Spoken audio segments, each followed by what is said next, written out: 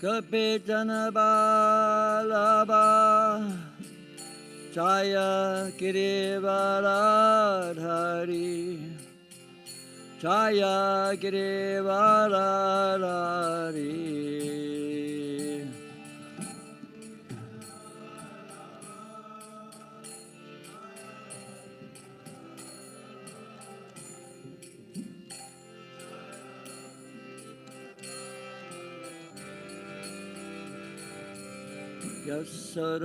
Yasodanandana Jaya Rajajana Ranjana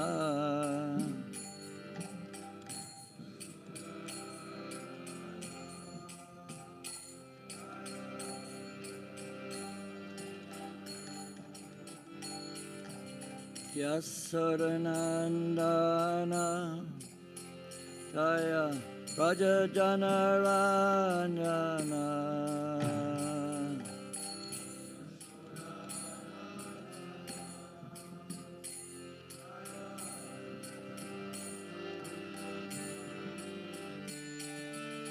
Yamuna Tiravanachari Jaya Kunjabi Hari Jaya Kunjabi Hari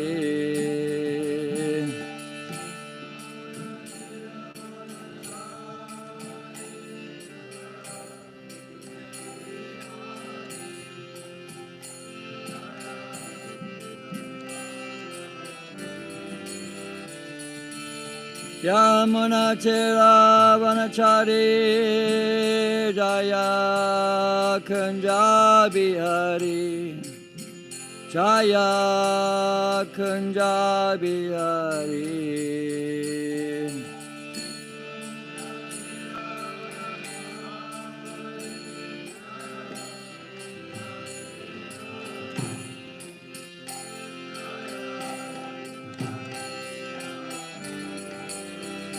Jaya Radha Madhava Jaya Kunjabi Hari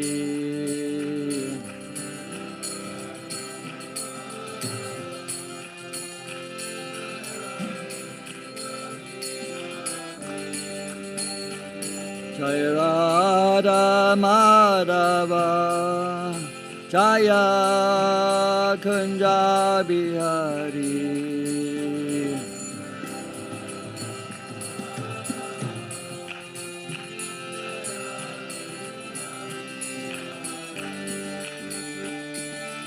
Kapijana Balaba Jaya Girivaradhari Jaya Girivaradhari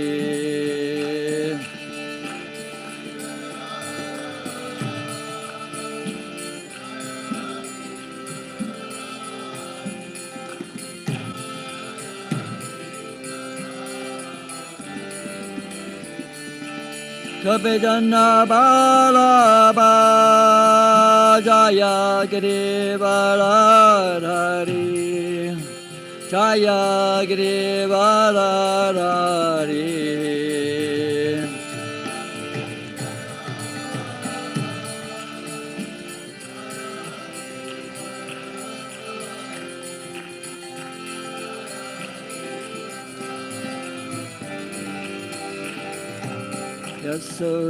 Yasodanandana Jaya Rajajana Ranjana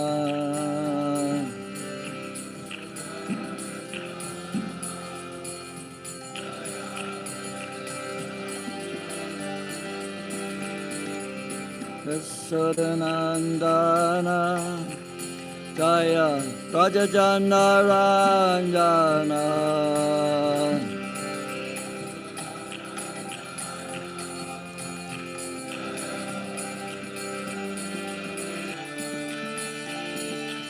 Yamuna Tiravanachari Jaya Kunja Bihari Jaya Kunja Bihari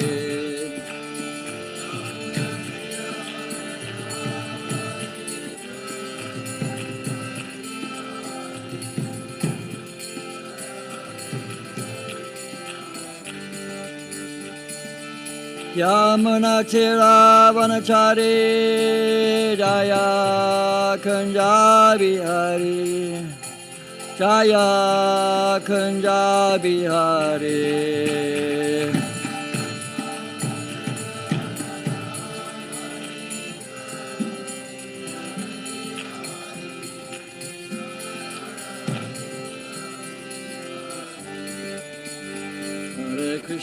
Hare Krishna Krishna Krishna Hare Hare Hare Rama Rama Rama Hare Hare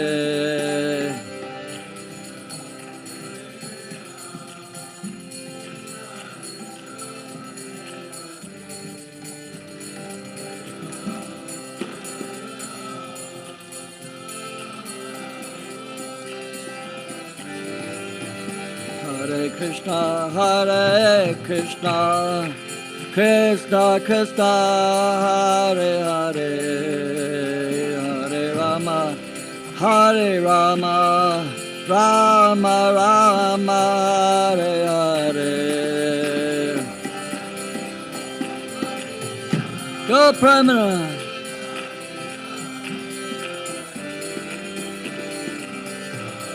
Hare Rama Rama Hare Hare Hare Krishna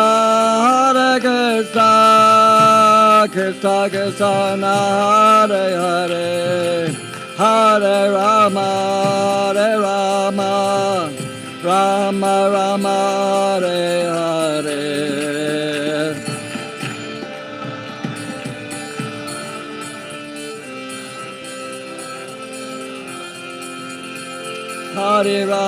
Hare Rama Rama Hare Hare Hare Krishna Krishna Krishna Hare Hare Hare Rama Rama Hare Hare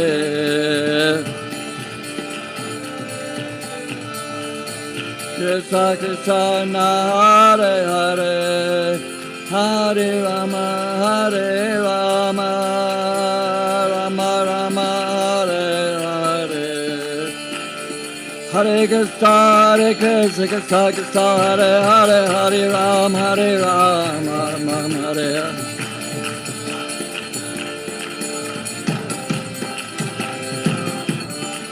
Hare Hare Krishna Krishna Hare Hare Rama Hare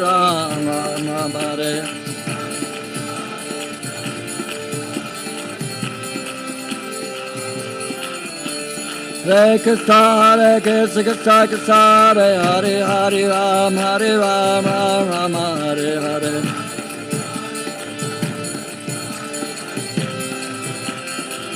Jai Radha Madhava Hare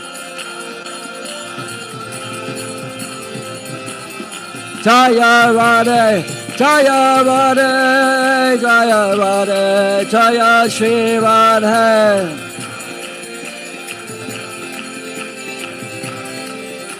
Nitai Gaura Haribo Gaura Haribo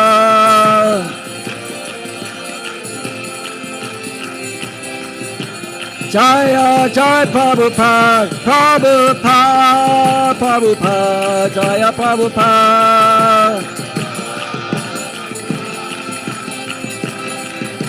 Jaya Jaya Prabhupada, Prabhupada, Prabhupada, Jaya Prabhupada.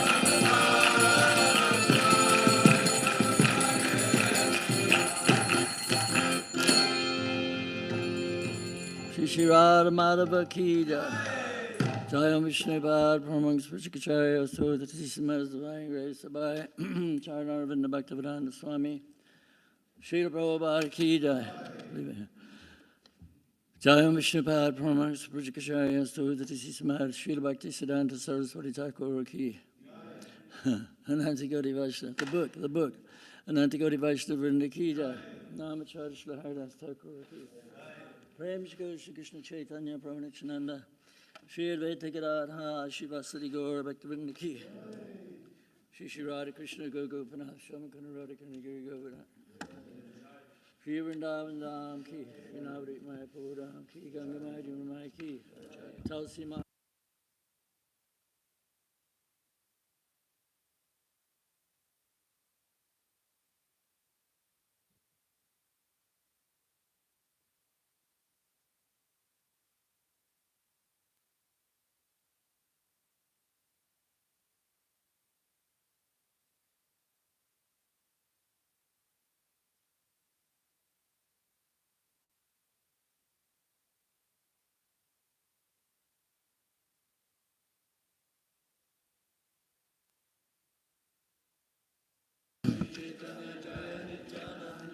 Jaya Advaita Chandra Jaya Gaura Bhaktivinoda. Jaya Jaya Shri Chaitanya Jaya Nityananda. Jaya Advaita Chandra Jaya Gaura Bhaktivinoda. Jaya Jaya Shri Chaitanya Jaya Nityananda. Jaya Advaita Chandra Jaya Gaura Bhaktivinoda.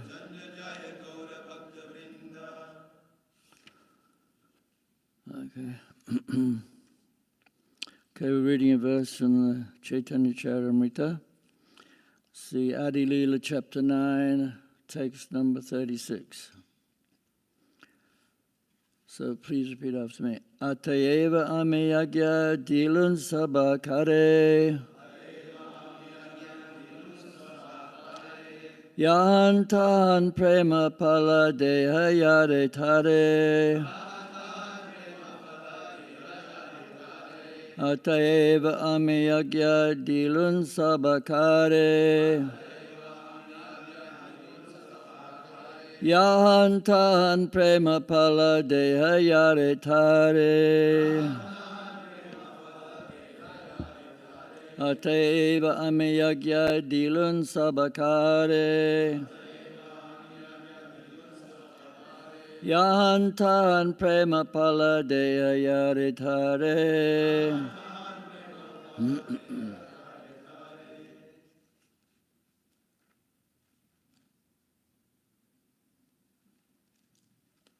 Somebody else?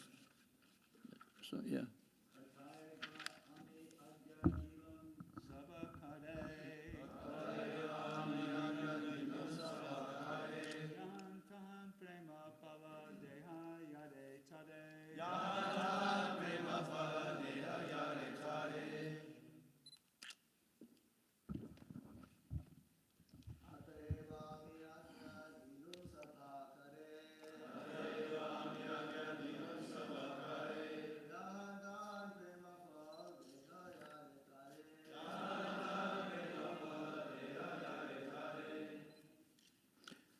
Any ladies?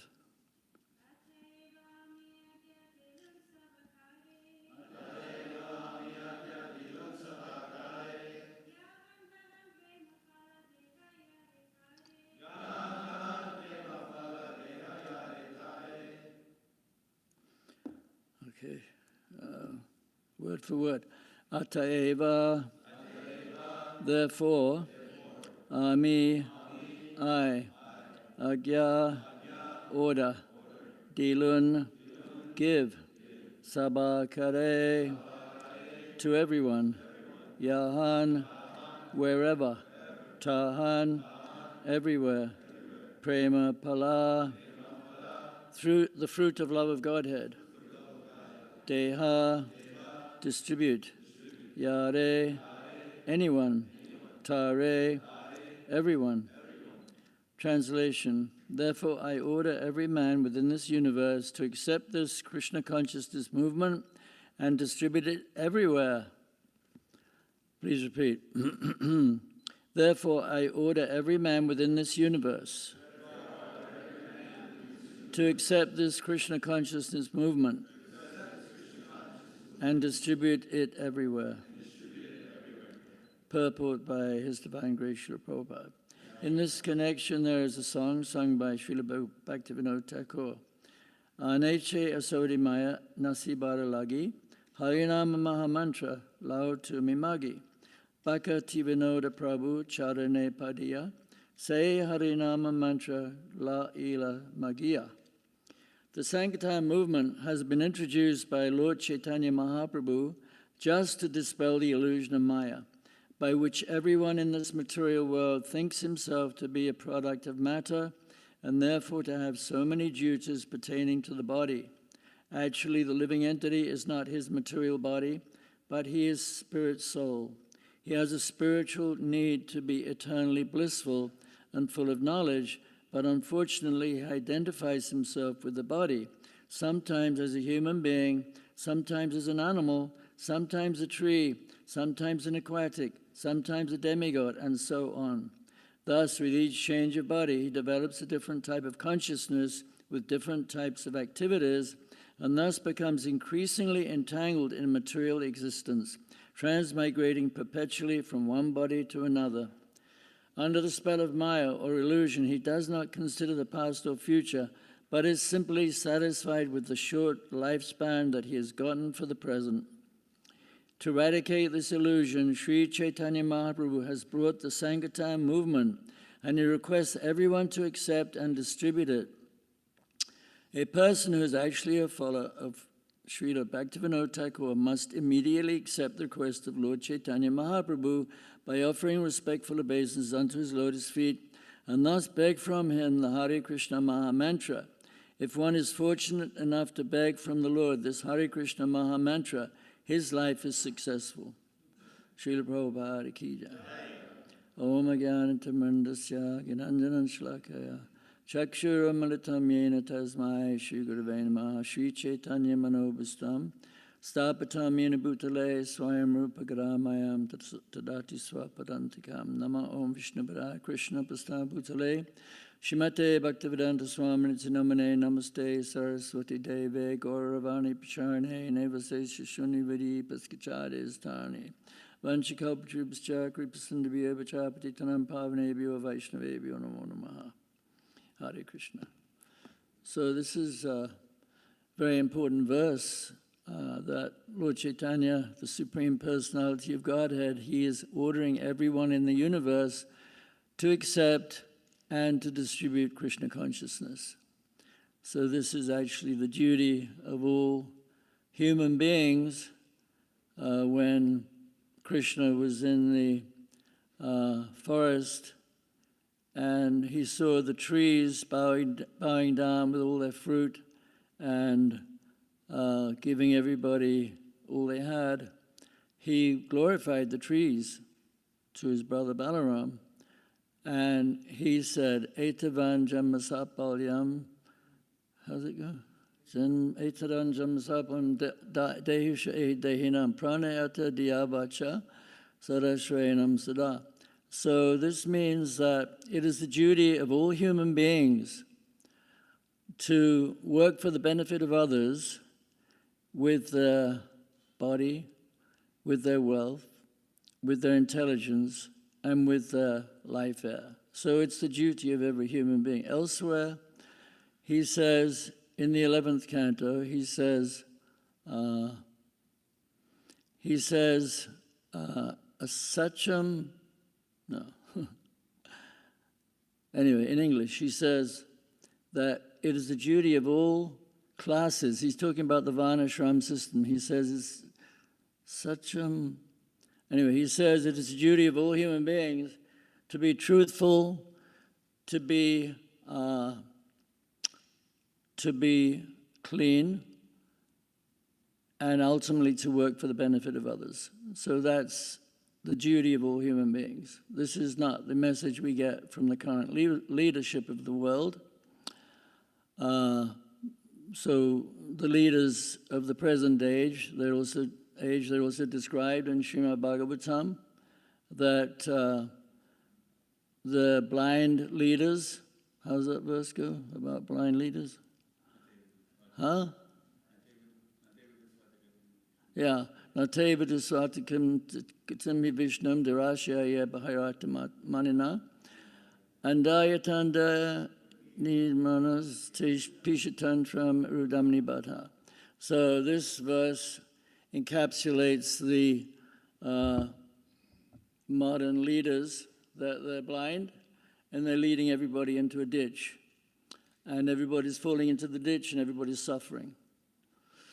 So the only solution is the Krishna consciousness movement, because the Krishna consciousness movement is Sanatana Dharma.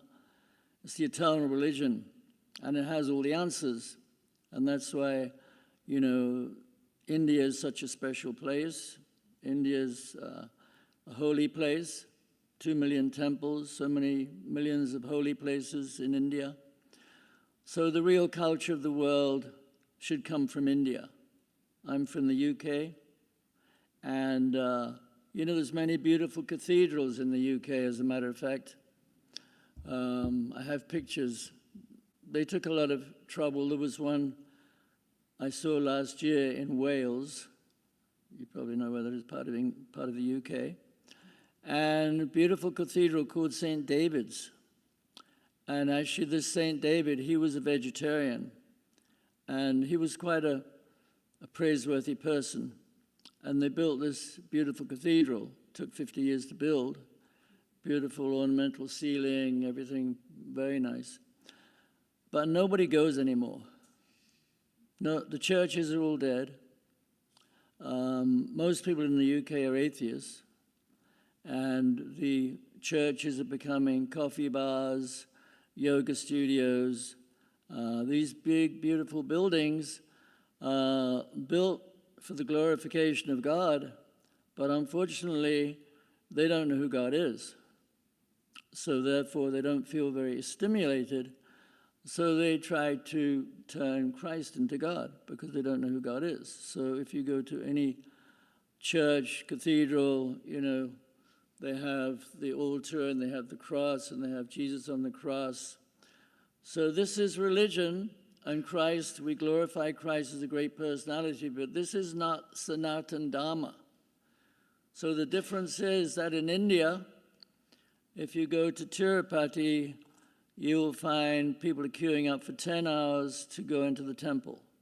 So that's the difference, that people will queue up and, you know, they'll walk there up the steps and they'll give money, or they shave their heads. Women often shave their heads. So the difference is that Sanatana Dharma is the eternal true religion, and is also Rajavijja, the king of knowledge. So not many people know this. Of course, some Indians know it. We have some Indian devotees here who are aware of reality and the truth. But generally, people in this world, they're not aware of the importance of Vedic culture. But due to the influence of Lord Chaitanya, we can see that things are changing gradually. Like 200 years ago, there were so many slaves in this country. And, you know, people judged people on account of their body. And we see that, you know, we had Obama was the president. He was partly black. So you can't judge by the body. Bhakti Tirtha Swami, he was from African-American descent, but he was a very advanced devotee. When when Srila Prabhupada came to London in 1977 on his last trip, he was on his way to India. So he was very affectionate to Bhakti Tirtha Maharaj. Bhakti Tirtha Maharaj was in Eastern Europe distributing. Yeah, he was distributing books, sets of books. And to be a black person in Eastern Europe is very rare. He was doing something illegal behind the Iron Curtain. And it was very dangerous. But because he took shelter of Srila Prabhupada, he wrote a very touching letter. I can't repeat it verbatim, but it was something like, you know, I'm totally dependent on you, and if you don't give me your mercy, you know, what will happen to me? So here he was traveling around in Eastern Europe distributing Srila Prabhupada's books, endangering his life, but all for the sake of suffering humanity. Because suffering humanity, they need real religion. They need religious principles. Even in England, every village has a church. You go to Spain, you go to France, you go any of these European countries, they all have, in every village there'll be a church because everybody used to believe in God. But due to the British, primarily, it's like the British, they conquered the world, they taught everybody English, and then everybody believes in Darwin's theory. So it's easy to disprove Darwin's theory because you have to point out to people that the oldest language in the world is Sanskrit. You can Google it, oldest language in the world. Sanskrit or Tamil, some people say Tamil. You speak Tamil? He's a Tamil. So basically, it's Sanskrit though, we know. Devanagari, the language of the gods. So how come the oldest language in the world happens to be the most complicated language in the world? If people were less intelligent previously, how could people have evolved if people spoke this very sophisticated, exacting language? Not possible. So the British, they did so much damage. But then the Industrial Revolution started in Western Europe. The British divided India. So anyway, I'm not proud to be British. Back to Vikash Swami, he's okay. He's Irish, right? So he's got an excuse. Anyway, so the duty of every human being is to actually work for the benefit of others, and this is what gives you real satisfaction. And then we have the story of Rantidev in the Srimad Bhagavatam. So Rantidev was a great devotee, and he fasted for 48 days, and he was about to break his fast. His body was so weak. He was very self-controlled. He hardly ate anything, and his family were also, they wanted to follow his example, so they were also very weak, emaciated. But he was about to eat nice food cooked with milk products, it says, in ghee.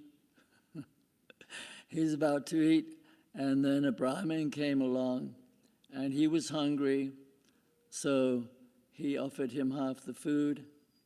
And then a Sudra came along, he offered him half of the remnants of what was left.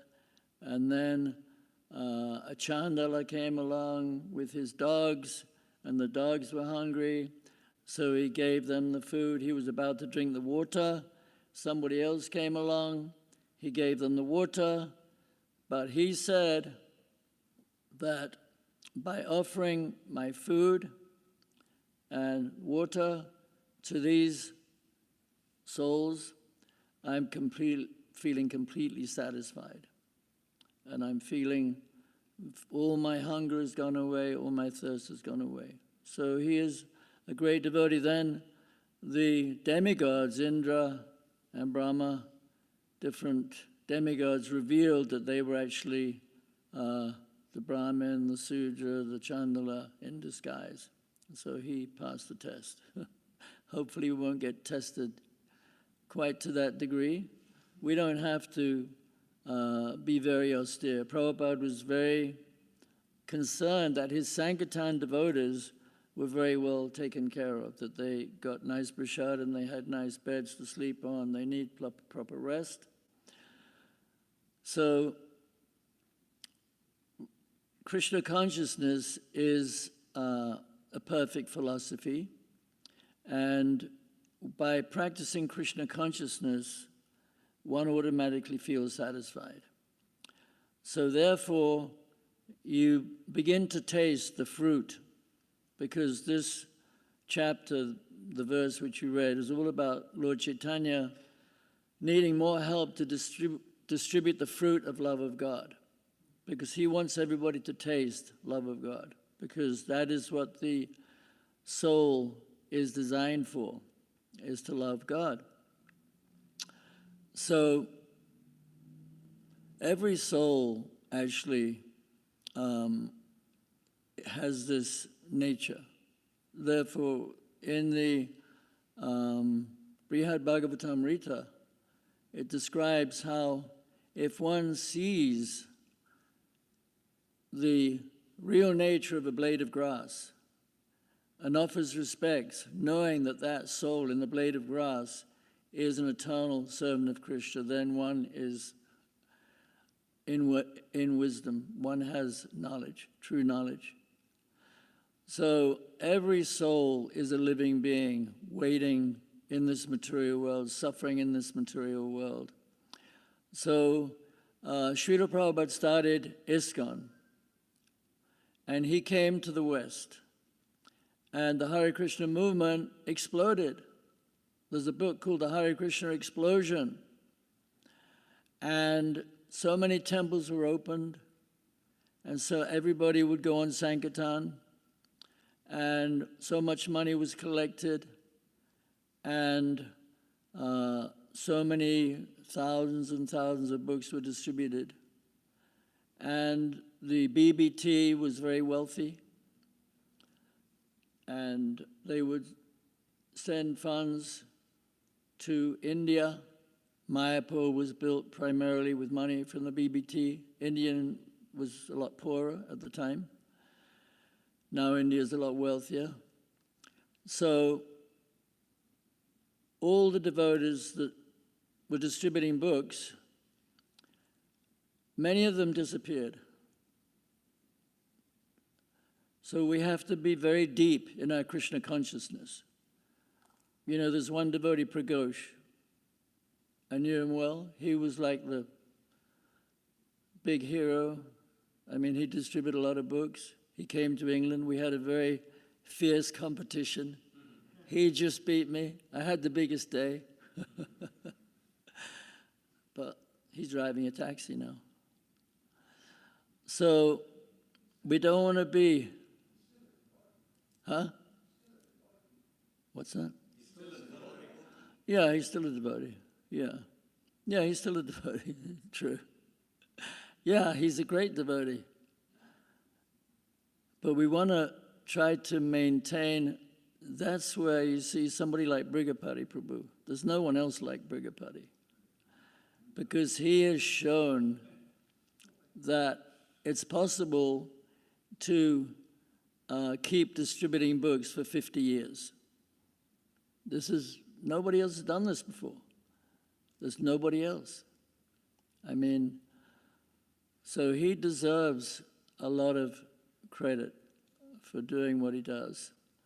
So you should all try to follow in his footsteps, because we don't want, he's shown that being a Sankirtan devotee isn't just a preliminary step to becoming a GBC or a temple president or whatever else, that all those people, 1 million people that he's distributed books to, they all got some benefit.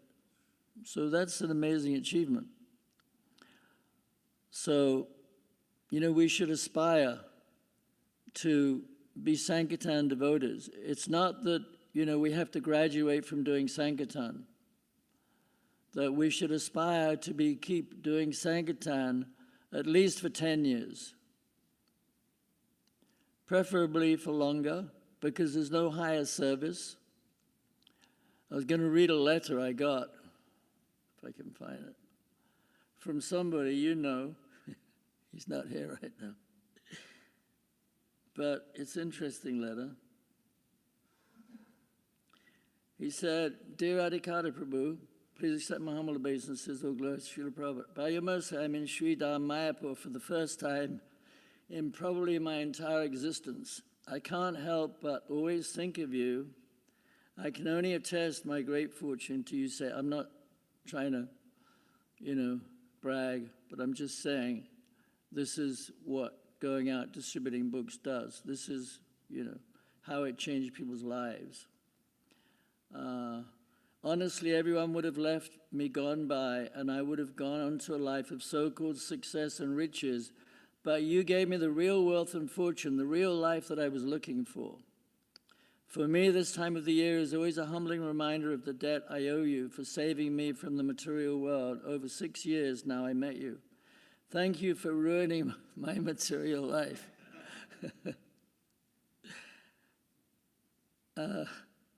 And saving me from a life of deep illusory entanglement. I had so much apparently going for me at that time. Only 2 semesters left to graduate from a solid business school. Straight A student, job lineups, starting minimal 100,000 a year. Everything an American can dream of. I was pursuing so-called riches and was on track to making lots of so-called wealth, according to my so-called peers, and being extremely entangled. But you boldly pulled me from that useless life just in the nick of time, using sharp, piercing words that my dull intelligence needed to hear, planted seeds of pure devotion. Some would be appalled at the thought of leaving behind such illusory opportunities, even many devotees, but you showed me Srila Prabhupada has a much bigger dream for all of us, more than I could ever imagine at the time, and even now it seems bigger than what I deserve or can hope to achieve by my efforts alone. I can still remember some sharp words you spoke to me this day that rung so deep. Simple but deep common examples given by Srila Prabhupada. What is the use of working so hard to save a drowning person's shirt? Don't waste your youthful life in helping these temporary useless things. If you want to help people save their soul, not these useless shirts. What is the use of being attracted to this liquid beauty? We are like a fish out of water. The 6 Goswamis gave everything to Krishna. So many points I couldn't really fully digest, but I knew I wanted more and more. I won't read the rest because things have changed since he wrote it. But this is what we're doing. We're changing people's lives. That's what the whole Krishna consciousness movement is all about. It's all about expanding the ocean of transcendental bliss. And it's the best way to save yourself. I was listening to a radio show one time, and they had this Storming Norman. He was the general in charge of Desert Storm, which was the war in Iraq. And he was saying, because the interviewer was saying, well, you must have been very brave to, become a general. And he said, no, I was quite afraid. I was in my foxhole, because you know what a foxhole is, right? You don't know what a foxhole is? So when you're attacking the enemy, you dig out a hole so that you can't be seen by the enemy, so the snipers can't shoot you. So he was in his foxhole, and he saw that some of his comrades had been hit and wounded, and they were in the open field. And he said, I was very afraid, but I got out of my foxhole and I saved those people that were in my platoon or whatever. And immediately after I left my foxhole, it was blown up by a bomb. So by coming out of his foxhole and saving others, he saved himself. So that's really the benefit of Sankirtan. Of course, ISKCON is a Sankirtan movement. Everything ISKCON is doing is supposed to be aiding and abetting, if that's a good word, but it's all to aid the spreading of Krishna consciousness. So distributing books, Srila Prabhupada said, this is the most direct way of preaching. Of course, in the beginning, the whole history of ISKCON was that, when Prabhupada first started, there was no book distribution. And gradually, some devotees, I think it was Tamal Krishna Maharaj, Hansadutta, they were going out chanting, and somebody was going around collecting donations and giving them BTG magazines. The next step was that, they printed the big books. They printed the Krishna book, and nobody thought you could distribute a Krishna book. So some devotees, I think his name was Keshava, and some other pioneer distributors, they went and they distributed 7 Krishna books in a day. And then the word got out, and devotees started going to music festivals. There was one music festival, they just printed the trilogy, the softback 3 Krishna books, volume 1, 2, 3, in a cardboard container, and many books went out. And then the fire, or the kind of enthusiasm became more and more and more and more. And then, there was intense competition between, LA and Tamal Krishna Maharaj's Radha Damodar temple, and LA beat Radha Damodar, and Prabhupada was joking how Tamal Krishna would be fried because they were beaten by Rameshwar. He'd have a heart attack, right? So Prabhupada really encouraged the competition, as a matter of fact. Of course, it can't be, you can't get nasty, but I was very competitive when I was younger, especially with Prakosh. I had the biggest day. Anyway, so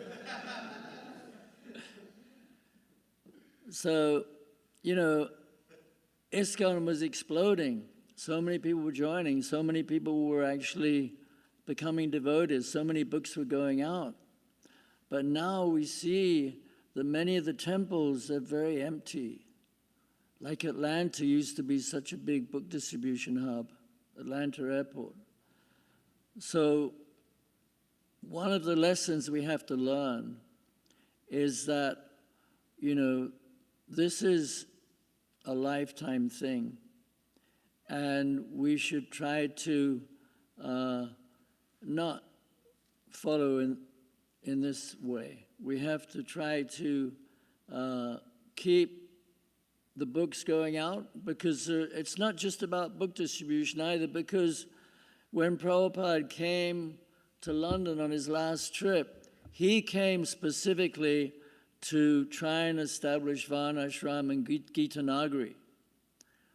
So we, obviously we want to distribute lots of books, but that has to be, and the money that was maintaining the temples and going sent to India to build Bombay and to build Mayapur, that came from the books.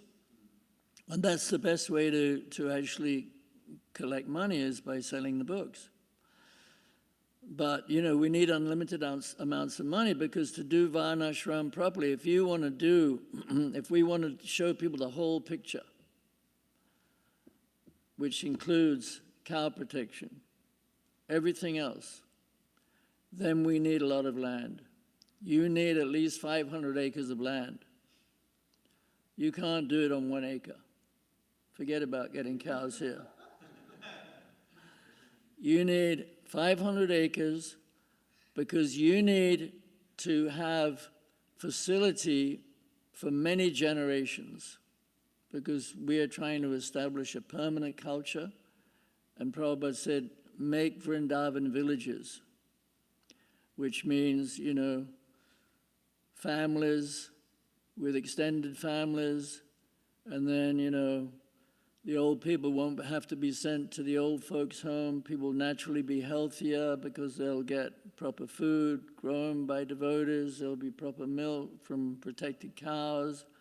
Every aspect of Krishna consciousness would prove that this is the way to live, living simply close to nature. So, we have so many goals to fulfill. And the best way to fulfill them is, of course, by distributing books.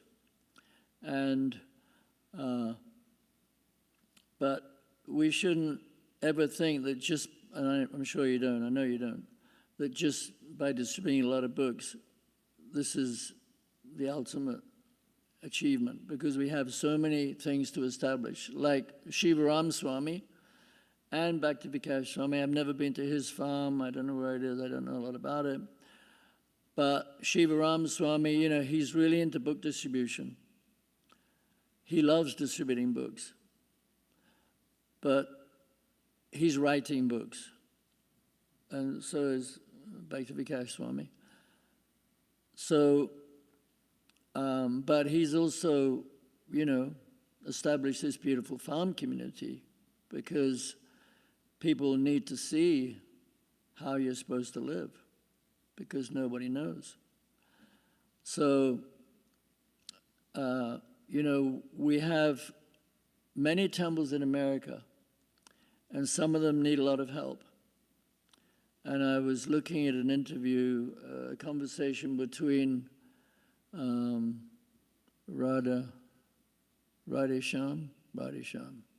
from Pune and Vasu Ghosh. And it was quite interesting, because they're aware of the problem that, Western people, and it's not everybody, we've got Brigapati Prabhu to prove it, so many great exalted Western devotees. But, a lot of them, they don't stay the course. It's not in their blood so much like Indian people. So, they were discussing how to help the temples in America. So originally, the book distribution was supplying money to India, and now in New York, they're having to get money from India to fix up the Brooklyn temple. So, I was talking to, there's one devotee, Yugal Kishore. You know Yugal Kishore? Very nice devotee. He's collecting $500,000 from the Indian community up there, wherever it is, Farmington Hills. And then Gauranga Prabhu from Mumbai, he's coming out with some of the money.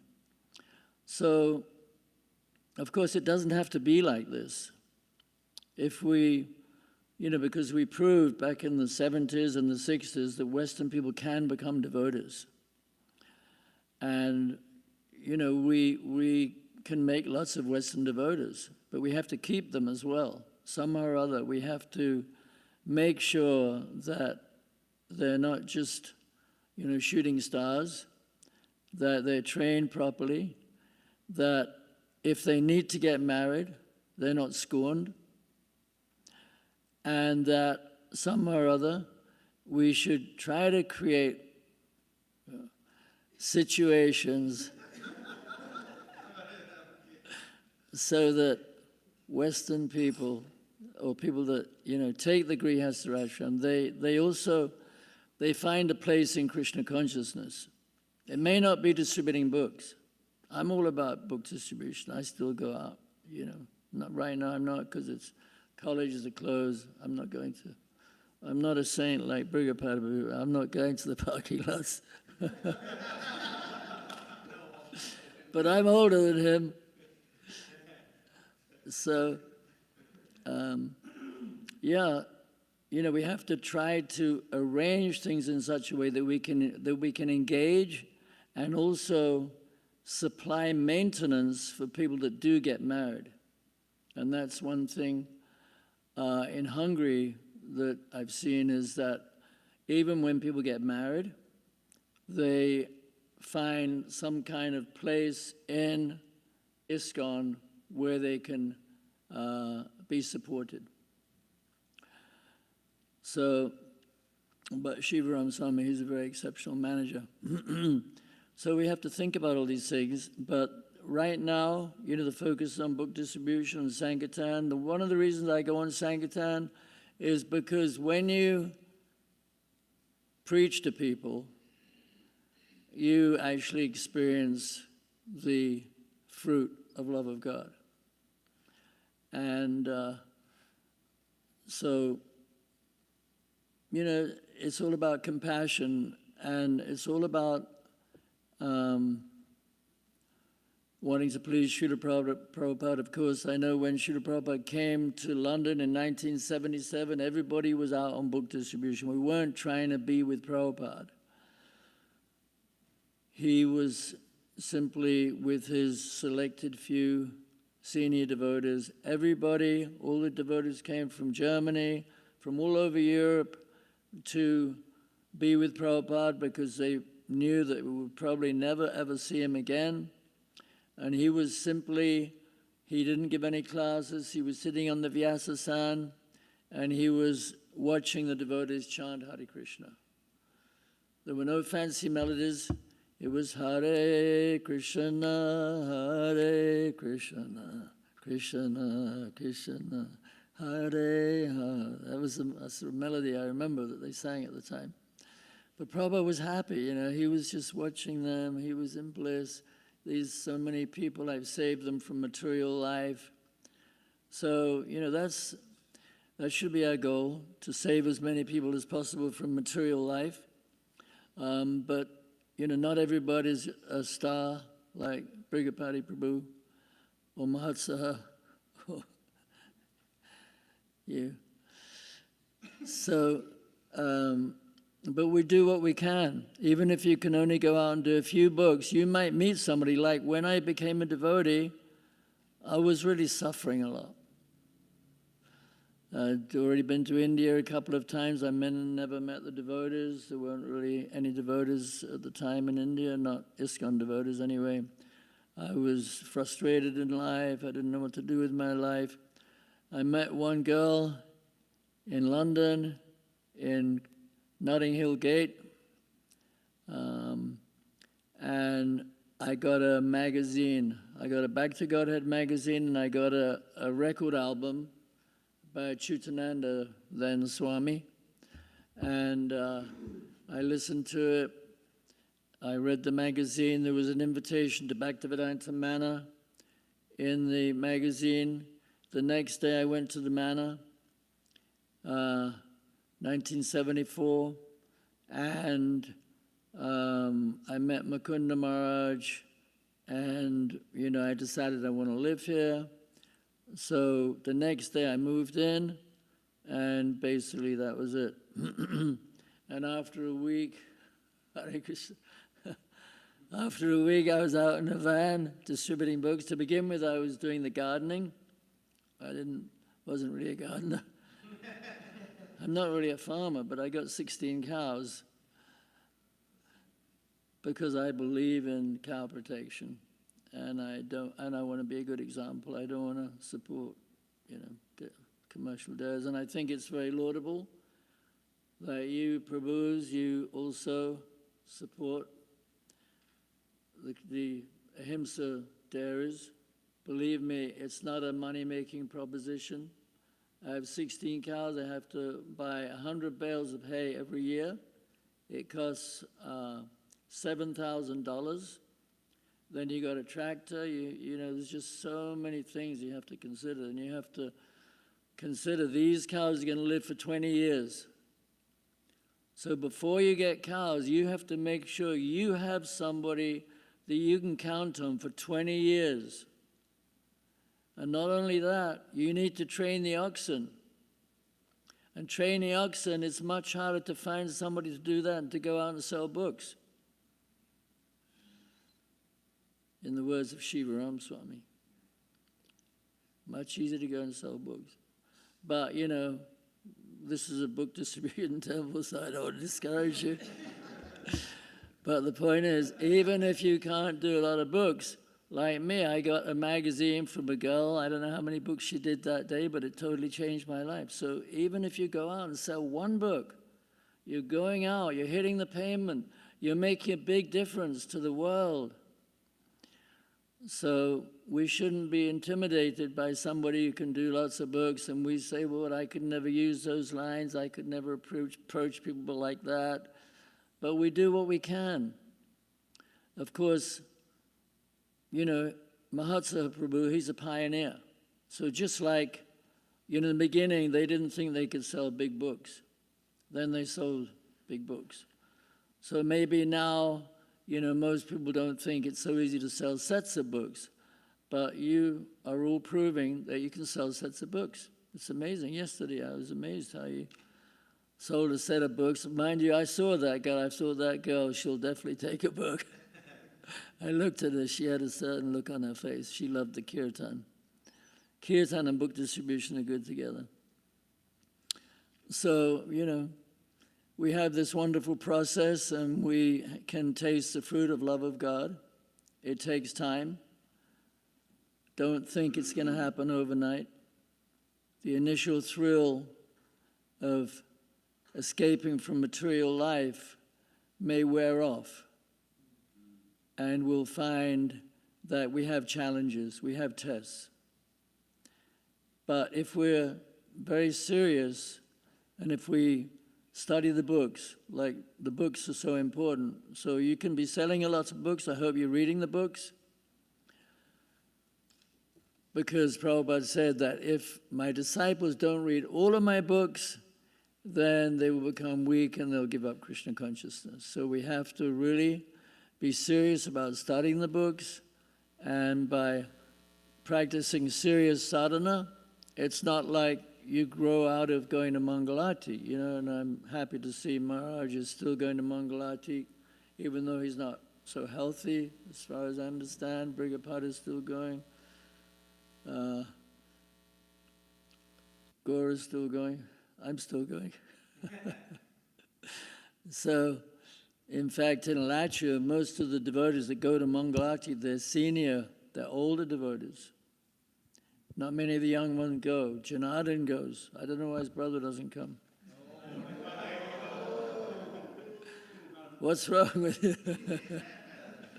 No, he's okay. He's at school. So basically, we want the temple filled with enthusiastic young people at Mangalati, but not playing the drum too loud. I had to stand at the back. Anyway. But you're doing a wonderful service here. You're inspiring the whole world, and you have to keep it up. He's done 1 million books, Brigapati Prabhu. How many have you done?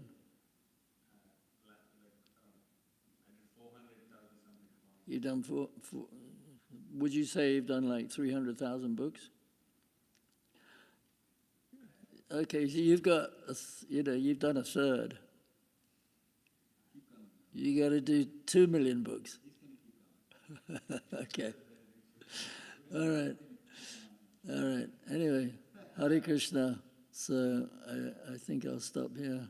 Any questions, comments, reflections, corrections? I have comment, question. Yeah. No reflection. Comment is, thank you very much. That was more than just the class you just gave us. You just shared with us 50 years of realizations and with wisdom and humor, and thank you. It was really delightful. Hare Krishna. Very enlivening and faith enriching. And thank you. My question is, what is in the purport you read at the end? It talks about how you have to beg the Hare Krishna Mahamantra. What is meant by that? It says a person who is actually a follower of Srila Bhaktivinoda Thakur must immediately accept the request of Chaitanya Mahaprabhu by offering respectful obeisances unto his lotus feet, and thus beg from him the Hare Krishna Maha Mantra. If one is fortunate enough to beg from the Lord this Hare Krishna Maha Mantra, his life is successful. So what does he mean by that? Because he's What does he using the mean by word that? beg twice. I mean, can you give us some insight on that? We have to feel like a beggar. You know, you can chant the Hare Krishna, but if you don't feel like a beggar, you're not really chanting properly. We're beggars, you know, we're dependent on the mercy of the Lord. So, Bhakti Tirtha Maharaj, he wrote a book called Begging for the Mercy of the Holy Name. So we have to feel like beggars, you know. A beggar is somebody who is desperate for help. We're desperate for help. We're desperate to be benedicted with the nectar of the holy name, or to have the enthusiasm to keep chanting after, you know, for the whole life. A lot of people give up. We have to be enthusiastic to chant the whole life, and to realize that only by having the mentality of a beggar, being completely destitute, we have no other shelter, can we get the benefit. I'm sure you know the answer better than me. But No, that was a great answer. Thank you. I really like that, desperate for help. That's, you know, we might be really doing well materially, but we have to remember, spiritually, we're desperate for help. yeah, You we're know. desperate for help. Because it takes time to taste the nectar of the holy name. So there was an example given. You see, sometimes people give up chanting because after 5 years, 10 years, maybe they're not rolling on the ground in ecstasy and crying tears of love. But it's like, in the beginning, when you take up Krishna consciousness, it's something like, you know, when you're drilling down in the ground, the topsoil is very easy to get through. After some time, you hit the rocks, and it's not so easy to get through the rocks. So we may have some very deep-seated anarthas that are hard to give up, and some devotees don't give them up. They never give them up. You know, some devotees, they revert back to homosexuality after 40 years. It happens. They can still remain devotees, but still, you know, we want to be pure devotees. We don't want to have any attachments, and we want to go back to Godhead. Of course, you know, a devotee doesn't care either way. We can come back here and preach Krishna consciousness. Some of our leaders in the Hare Krishna movement, maybe they only just came back to preach. Maybe they didn't come back for any material attachment. So unless we come back simply to preach, we should aspire to go back to the spiritual world where everything is so wonderful. Hare Krishna. Anything else? Maharaj, would you like to say something? Gaura Prabhu, yes. Thank you very much for the great class, Adi-Karta Prabhu. Hare Krishna. One of the services I enjoy doing is speaking in high schools, colleges, or universities. And I really liked your point about Darwinism and how when we look at a very sophisticated language, looking at a very sophisticated language such as Sanskrit, that helps to disprove the mental speculation that we're coming from monkeys. Is probably the same, you know, maybe your family's coming from monkeys, but not mine. Question, you were mentioning that because people did not know, they don't actually know who is God. Right. Therefore, we don't see people participating in churches much. But I'm thinking, well, they never knew God when they built St. David's Church, etc., Yeah. and Basilica, but yet these amazing, even this building, structures came up, so they didn't know God any more then than now. So I guess Right. what you'd say is No, but because they had faith in God in those days. They don't have faith in God anymore. I didn't say that that's why they gave up religion, because they don't know God. I said they worship Christ because they don't know who God is. What I meant was, if you misunderstood me, was that because, you know, the Industrial Revolution has catapulted people more into the mode of ignorance and the mode of passion and more materialistic, they've given up their religion. They had religion because they had to depend on God, because this world is a miserable place. You know, the farmers had to depend on God for the weather.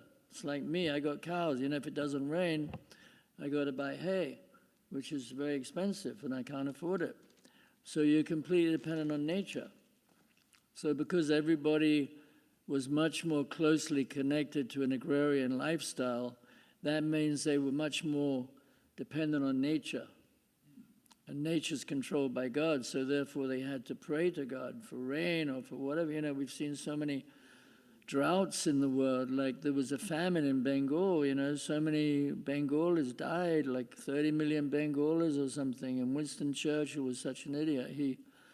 He's worshipped, you know, Winston Churchill, but he was a demon. That's why Prabhupada said that, you know, when he died, he was in a coma for 6 months because the Yamadutas didn't know what to do with him.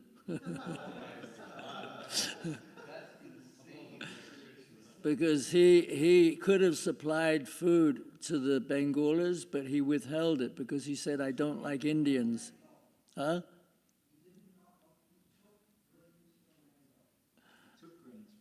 Yeah.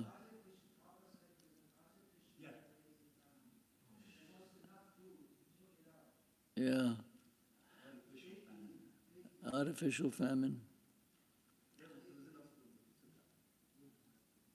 So this is the British, you see. So we need to get back to, you know, people being dependent on God, because even though we're all completely controlled by Krishna, most people don't know it. So when people know that anything can happen to me at any time, I could have a heart attack, I could have a stroke, I could be murdered, anything can happen, I'm completely dependent on Krishna's mercy. So, you know, we don't want to walk around cowering in fear, but we need to be aware that we're just existing by Krishna's mercy. Hare Krishna, Prabhu. Thank you very much for the class. I just wanted to mention, I don't want to get into a whole thing regarding Pragosh, but Pragosh is a really good friend of mine. Oh, okay. And I'm in regular contact with him. Oh, really? And Well, don't tell him I said what I said. well, I just want to make it clear that, you know, he's an amazing devotee, and the service that he's done and that he continues to do is an inspiration to me. Yeah. I think it's important for these young devotees to understand that your life right now is what it is, and it's wonderful and it's blissful, but life changes. And Pragosh Prabhu has 5 children, 2 of which are handicapped. 2 of them? 2. And he has accepted his occupational responsibility as a father and as a husband to do whatever it is necessary to protect them and to support them. And so it's wonderful what Brigupati Prabhu is doing, and Adi-Karta Prabhu. Like if Krishna puts you in a position where you could distribute books for your whole life, that's wonderful. But it's not the only situation that devotees may find themselves in. For whatever reason, Krishna also puts devotees in situations so that we can be inspired in other ways, in how to fulfill our responsibilities within the grihasta situation. And there are grihastas that their life is a breeze. There are others that are given incredible challenges for themselves and for us. So for me, Pragosh Prabhu I am in regular contact with him because he is a tremendous inspiration in my life. Maybe you can give me his number. I'd like to I see will, him. sure. He is a good friend. He bought my house in Mayapur. The other day I was talking to him, and while he's driving Uber, he's preaching, and he says Krishna is in my passenger seat, and I'm in constant communication with Krishna that's really in my good to hear passenger that. seat. So we have to. Yeah, I just wanted to say that. I No, just I wanted think to it's clear good. I'm happy you said it. because he is someone that I am in so, you know, he spent 3 or 4 months with me in my house, and I would do anything for him. He's such a wonderful devotee. But he doesn't just take charity like that. You know, he accepts his responsibility, and he will work for that. And he will work and do whatever is necessary for his family. I know his children. I know his situation, and I know you didn't mean it in a harsh way or in a negative way. But I just want everyone to know, because Pragosh's name is very well known, and he's not a shooting star. He is a star. He is one of the great stars that Srila Prabhupada has created. And anyway, I just felt I had to say something, because he's so dear to my heart. I'm happy to hear he's still Krishna conscious. And I think it's important for all of you. You're young, but life happens, and so many things can change, and we still have to be surrendered and committed to Krishna, but it may not be the same as going out and distributing books. It may be in a different form. And it's what's in our heart and how we surrender to Srila Prabhupada, and how everyone that we meet, we preach to, we tell them about Krishna, and Pragosh is doing that in his Uber car, while he's maintaining his 2 handicapped children and his wife. Hare Thank Krishna. you very much.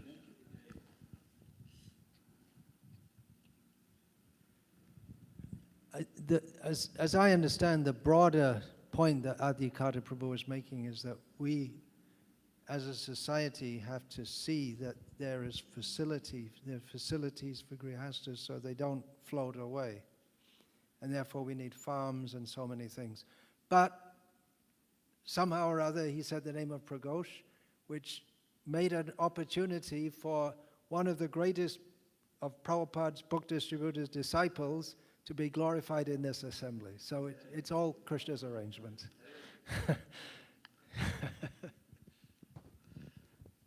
No, I love Pragosh. He's a good friend of mine. I haven't seen him for a long time now. Probably, he bought a house I had in Mayapur about 20 years ago, 15 years ago, and I never heard of him since then.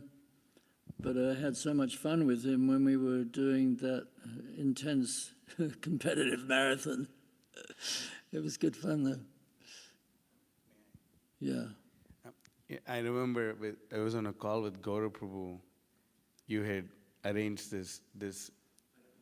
Yeah, I was in the middle of book distribution, like, you have to come on this call for at least 15 minutes. Pragosh Prabhu was there, and all these devotees were speaking on book distribution. Pragosh Prabhu was on this call, and he was just recalling 1 or 2 of his memories with Prabhupada. And the minute he started speaking about it, he just broke into tears so many times.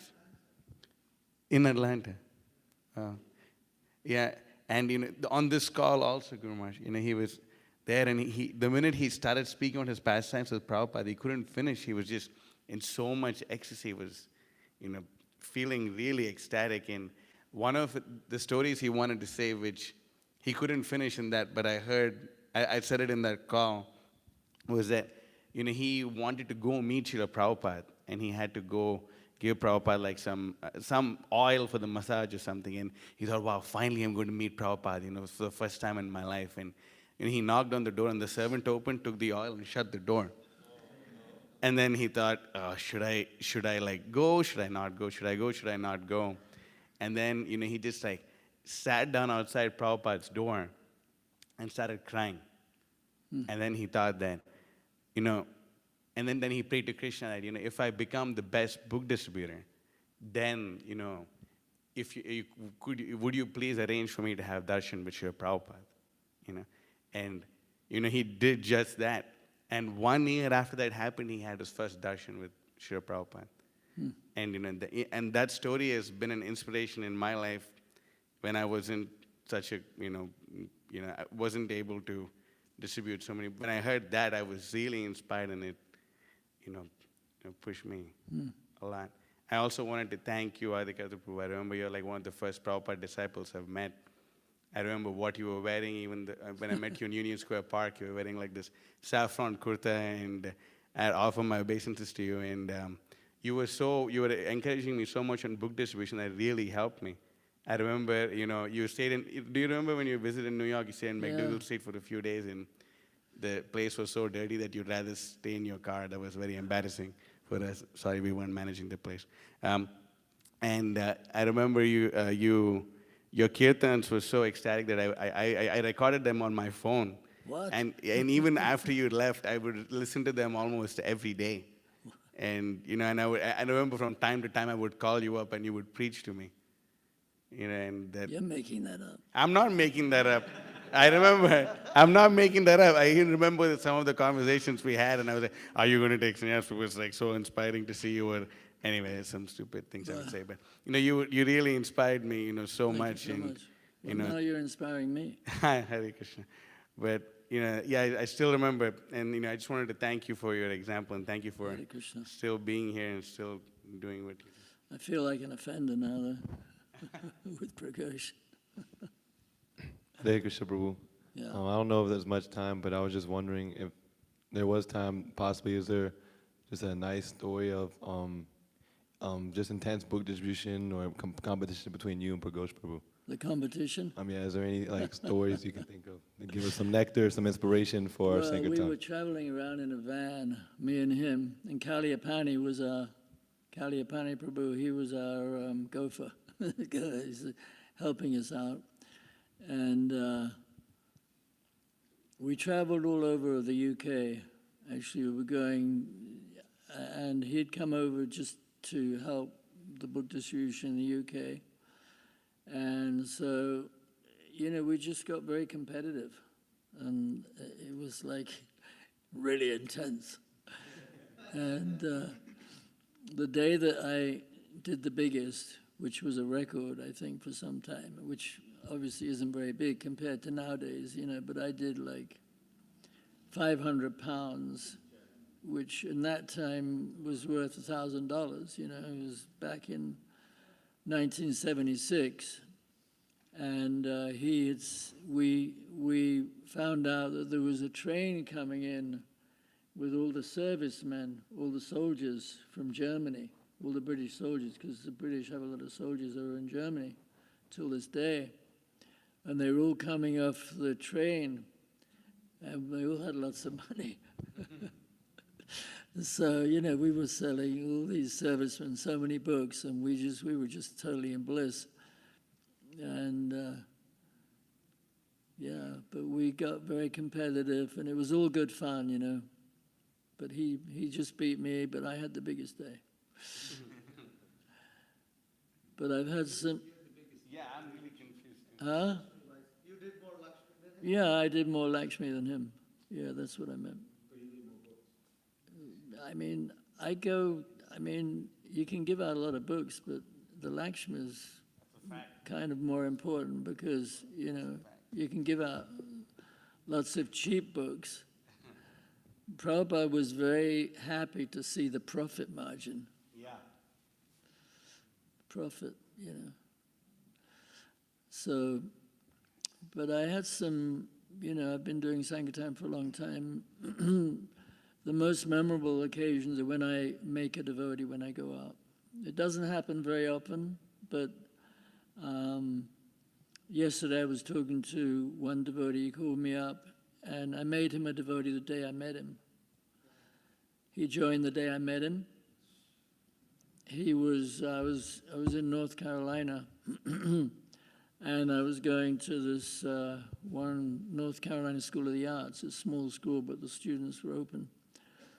So he was there. He was just lost, and I gave him a small book. I gave him a Perfection of Yoga. At the beginning of the day, he came back, and he said, "Wow, this is really interesting," So I started to preach to him, and I said, "Well, you can come back with us if you want." So he came back, and he stayed with us for several years. Wow. That's amazing. His name is Krishna Chaitanya. Yeah, he's got long hair and a beard, but he looks after cows, and he wants to train oxen. So he's coming to Alachua next week because we have a couple of spare male cows that he would like to take back to North Carolina to train. It's very hard to find, like I said, to find people to train oxen. because it requires a lot of patience, and you have to be there with the flies, and they're slow learners, oxen, male cows, so it's difficult. But he's initiated. He's a good devotee. But we should always look out for making devotees when we go out. Like another boy, I was at the Halloween festival. Some of you know the Halloween festival. Yeah. So the Halloween festival, I met him, and he was very open, and I spent time with him. If I meet somebody nice, I'll spend time with them, and I'll preach to them if they're really interested. And so this one, I spoke to him for half an hour, and I gave him my card, and he calls me up a couple of days later and says, well, I really like this. I like the chanting. So I persuaded him to come over to Florida. He was living in Washington State. He came. He became a devotee. He got initiated. So, you can make devotees on the spot. Another boy just got initiated. I met him in London. He's American. He's a black-bodied devotee. His name was Max. And I met him at the Soho Street Temple.